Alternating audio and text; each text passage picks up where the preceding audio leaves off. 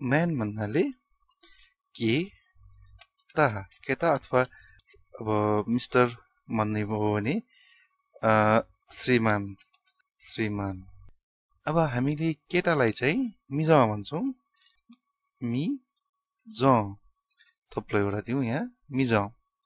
त्यसै गरी श्रीमान भन्नु पर्यो भने श्रीमान भन्नुको अर्थ लोग्ने चाहिँ होइन, जस्तै कि हामीले ओ मिस्टर भन्छौँ, जस्तै कि फर इक्जाम्पल श्रीमान भनौँ, श्रीमान श्रीमती सुश्री भनेर जुन कार्डमा पनि आउँछ त्यो श्रीमान भन्नु पर्यो भने चाहिँ भाजु कार्डमा भाजु मेजु हुन्छ। अनि त्यस्तै गरी अब ज्वाइँलाई पनि भाजु नै भनिन्छ।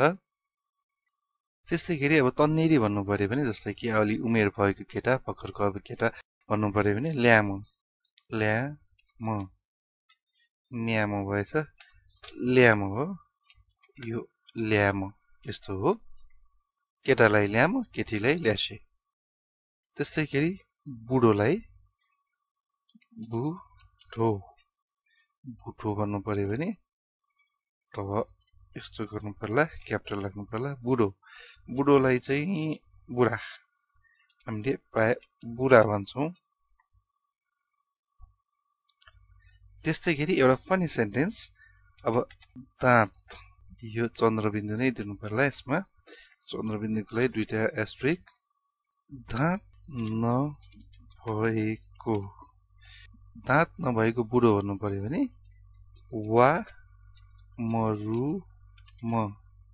वा मरुम बुढा। यो वा भन्नाले चाहिँ अब दाँतलाई पनि हामीले वा भन्छौँ, पानी पर्दाखेरि पानीलाई पनि वा भन्छौँ, धानलाई पनि वा भन्छौँ, यता हो भन्नलाई पनि वा भन्छौँ। वाको अब मल्टिपल मिनिङ हुन्छ। अब यो सेन्टेन्स अनुसार हामीले बुझ्नुपर्छ। जस्तै कि वा मरुम बुढा भन्नाले अब दाँत नभएको बुढा भनेर बुझिन्छ। वा मरुम बुढा भन्नाले अब पानी परिरहेको बुढो भन्न त अब त्यो मिल्दैन, सेन्टेन्स नै मिल्दैन त्यो।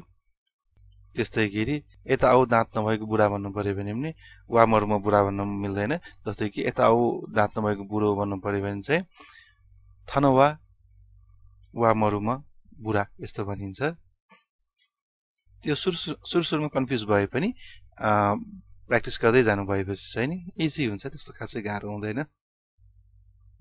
अनि यो वा मरुम बुढा चाहिँ नि अब हामीले बच्चाहरूलाई पनि जिस्काउनलाई भन्न सक्छौँ। जस्तै कि पहिला केटा बच्चाको दाँत फुक्लिन्छ, दाँत चढ्छ सानो बेला, त्यस्तो बेला बच्चाहरूलाई पनि हामीले वा मरुम बुढा भनेर जिस्काउँछौँ।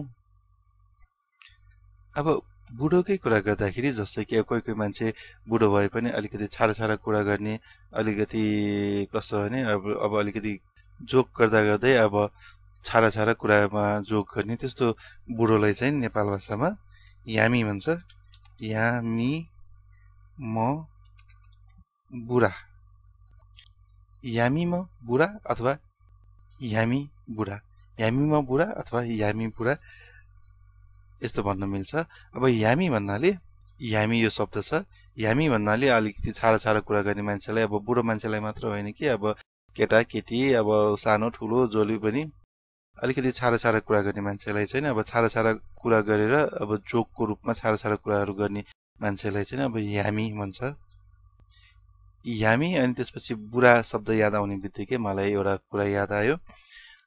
कस्तो थियो भने छिमेकी एउटा बाजे थियो पहिले, उहाँ अहिले त बितिसक्नु भयो। हामी सानो हुँदाखेरि नै, सानो भन्नाले अब अलि ठिकैको अलि ठुलै बुझ्ने भइसकेपछि, अब तर स्कुल लाइफमै थियौँ हामी। त्यो बेला चाहिँ कस्तो थियो भन्दाखेरि घरमा अब मिटर जाँच गर्ने आउने मान्छे आएको थियो। अनि त्यो मान्छेले चाहिँ के भयो भने अब तपाईँहरूको मिटर पुरानो भयो, अब बिग्रिन लागिसक्यो, अब नयाँ फेर्ने, बिग्रियो भने अब नयाँ फेर्नुपर्छ भनेर भन्थ्यो।